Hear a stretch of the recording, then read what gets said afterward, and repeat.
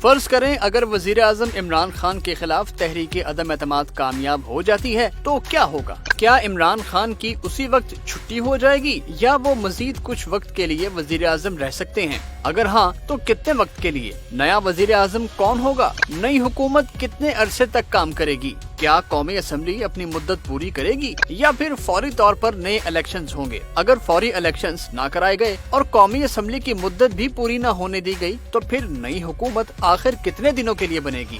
اس وقت number game کیا ہے؟ پاکستان میں آج تک عدم اعتماد کی کتنی تحریکیں پیش کی گئیں اور کس کس کے خلاف؟ ان سب تحریکوں کا نتیجہ کیا رہا؟ یہ سب اور بہت کچھ آپ کو اس ویڈیو میں جاننے کو ملے گا۔ ویورز، سب سے پہلے تو یہ جان لیں کہ موشن آف نو کانفیڈنس یعنی تحریک عدم اعتماد ہوتی کیا ہے۔ آئین کے آرٹیکل 95 کے تحت اگر وزیر اعظم یا اسپیکر کے خلاف تحریک عدم اعتماد لانی ہو تو ایک تحریری نوٹس قومی اسمبلی سیکریٹریٹ میں جمع کرانا ہوتا ہے۔ اس پر کم از کم 20% MNAs کے سائن ہونا ضروری ہے۔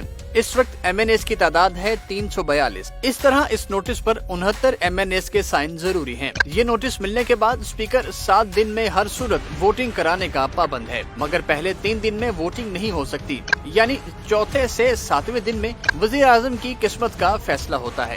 اب بات وزیر اعظم عمران خان کے خلاف تحریک عدم اعتماد کی۔ اگر وزیر اعظم عمران خان کے خلاف 172 ووٹ پڑ جائیں تو وہ فارغ ہو جائیں گے۔ اس پر صدر مملکت قومی اسمبلی میں دوسری بڑی پارٹی یعنی نون لیگ کو حکومت بنانے کی آفر کریں گے۔ اگر نون لیگ بھی ناکام ہو گئی تو پھر تیسری بڑی جماعت یعنی پیپلز پارٹی کو اپنا وزیر اعظم لانے کی آفر کی جائے گی۔ اگر وہ بھی ناکام ہو گئی تو پھر صدر اسمبلی توڑ سکتا ہے۔ لیکن رکیے تو، اگر وزیر اعظم عمران خان کے خلاف تحریک عدم اعتماد کامیاب بھی ہو گئی تب بھی صدر مملکت انہیں کہہ سکتے ہیں کہ وہ اپنے عہدے پر کام کرتے رہیں، مگر صرف اس وقت تک جب تک نیا وزیر اعظم نہیں آ سکتا، اور جیسے ہی نیا وزیر اعظم الیکٹ ہو جائے گا اسی وقت عمران خان سے وزیر اعظم کا عہدہ خود بخود چھن جائے گا۔ لیکن یہاں اہم بات یہ ہے کہ نئے وزیر اعظم کے آنے تک عمران خان قومی اسمبلی نہیں توڑ سکیں گے۔ رہی بات نئے وزیر اعظم کی تو معاملہ یہ ہے کہ تمام اپوزیشن اس وقت اکٹھی ہے، اس لیے نیا وزیر اعظم تو ضرور آئے گا۔ یہ وزیر اعظم کون ہوگا ابھی کچھ نہیں کہا جا سکتا، مگر زیادہ تر چانسز شہباز شریف کے ہی ہیں۔ ویسے مارکیٹ میں شاہد خاقان عباسی اور راجہ پرویز اشرف کے علاوہ اور بھی بہت سے نام ان ہیں، پر لگتا یہی ہے کہ اس بار وزیر اعظم بننے کی شہباز شریف کی خواہش پوری ہو جائے گی، اور جب شہباز شریف یا کوئی بھی شخص نیا وزیر اعظم بنے گا تو وہ فوری طور پر انتخابات نہیں کرائے گا، پہلے وہ الیکشن اصلاحات کرے گا، کیونکہ اگر الیکشن ریفارم نہ کی گئی تو اگلے الیکشنز پر پھر سوال اٹھیں گے۔ انتخابی اصلاحات کا یہ عمل چند ہفتوں سے چند مہینوں میں مکمل ہوگا اور پھر نیا وزیر اعظم قومی اسمبلی توڑ دے گا اور نئے الیکشنز ہوں گے۔ یہ تو ہے وہ پلان جو اپوزیشن دے چکی ہے، مگر کیا پتا صورتحال ایسی بھی ہو جائے کہ قومی اسمبلی کی مدت پوری کرائی جائے اور الیکشنز اپنے وقت پر ہی ہوں، یعنی 2023 میں۔ اور اب بات نمبر گیم کی۔ وزیر اعظم بننے کے لیے 172 ووٹ چاہیے ہوتے ہیں اور اپوزیشن کے پاس اس وقت تک 162 ووٹ ہیں۔ یوں اپوزیشن کو صرف 10 ووٹ چاہیے اپنا وزیر اعظم لانے کے لیے، جبکہ اپوزیشن کا دعویٰ ہے کہ اسے تحریک انصاف کے 24 ناراض MNAs کی حمایت حاصل ہے۔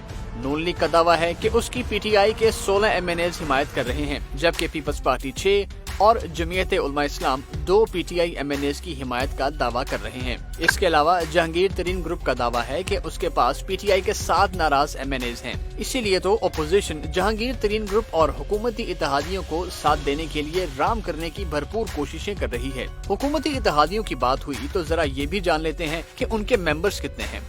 MQM پاکستان کے MNAs کی تعداد ہے 7، قاف لیگ اور بلوچستان عوامی پارٹی یعنی باپ کے ہیں 5 GDA کے ہیں 3 اور عوامی مسلم لیگ کا 1 MNA۔ مزے کی بات یہ ہے کہ اگر PTI کے ناراض MNAs وزیر اعظم عمران خان کے خلاف ووٹ دیتے ہیں تو ہو سکتا ہے وہ نااہل ہو جائیں، مگر اتحادی جماعتوں کے MNAs کو نااہل ہونے کا کوئی خطرہ نہیں ہے۔ حکومت ہر ممکن کوشش کرے گی کہ PTI کے MNAs قومی اسمبلی اجلاس میں جائیں ہی نہیں، کیونکہ نمبر پورے کرنا اپوزیشن کا کام ہے، اور اگر PTI MNAs اجلاس میں چلے گئے تو پھر ظاہر ہے انہوں نے ووٹ وزیر اعظم عمران خان کے خلاف ہی دینا ہے۔ اور اب بات ماضی کی موشنز آف نو کانفیڈنس کی۔